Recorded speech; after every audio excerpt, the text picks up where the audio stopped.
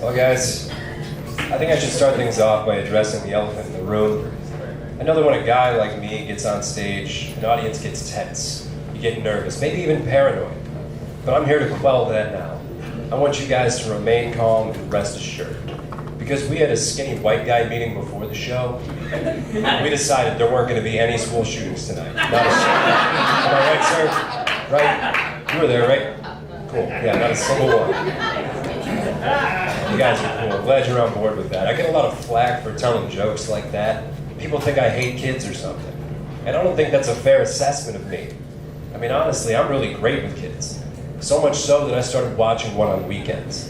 And so far, his parents haven't even noticed. I'm good at what I do.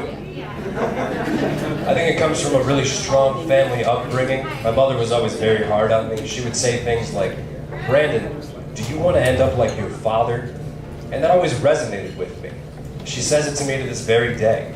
But honestly, since my dad died last year, it comes off a lot more threatening now.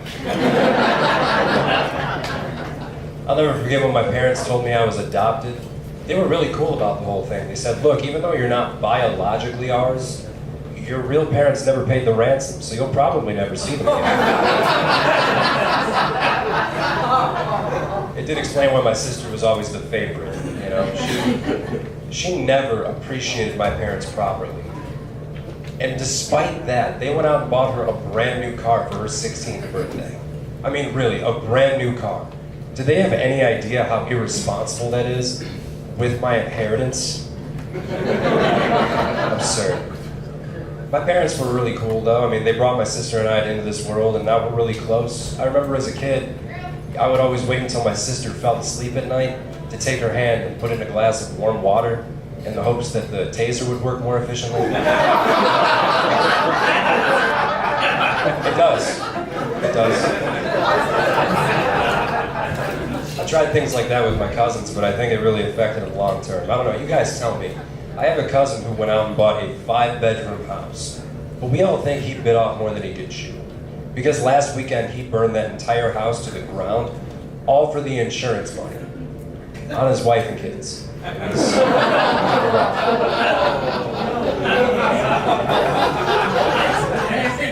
I think he would have made more money waiting for the second stimulus, but each to their own. I get it though, you know, I've thought about buying a house before. I'm looking to get out of apartment life. Apartment life's pretty rough. My neighbor was arrested for downloading child pornography onto a laptop in his apartment. And this guy has the nerve to call me up anytime his car battery dies and he needs a jump. So I told this guy, "Look, I don't want to talk to you.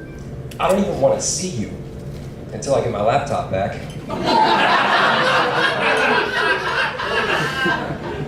It's a shame too, the guy was a real lady killer, and that's hard to do in my neighborhood.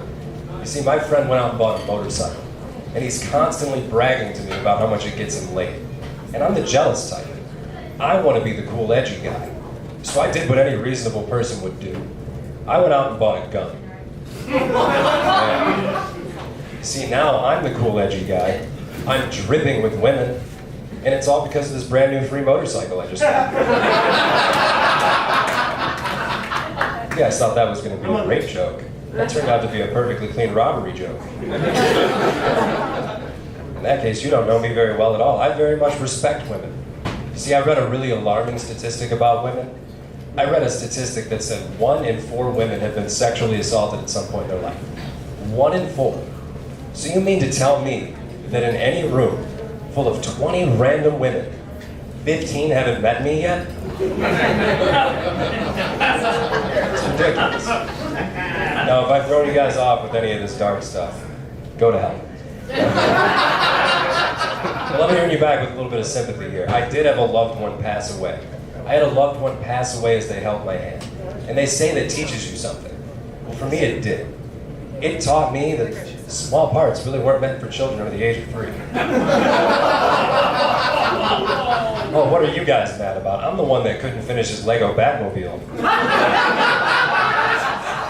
You've been fantastic, Funnystop. Thank you.